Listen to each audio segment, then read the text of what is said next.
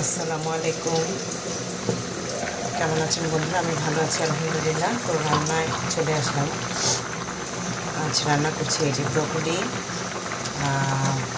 ফুলকপি, তারপর আছে এখানে যে মটরশুঁটি, গাজর, আলু দিয়ে ডিম দিয়ে। আজ একটু ভিন্ন রকম আর কি রান্নাটা। এরকম রান্না করলে ভালোই লাগে, খারাপ লাগে না।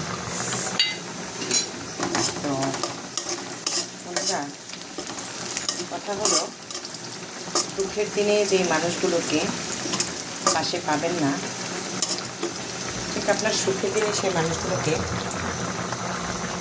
কাছে পাচ্ছেন না।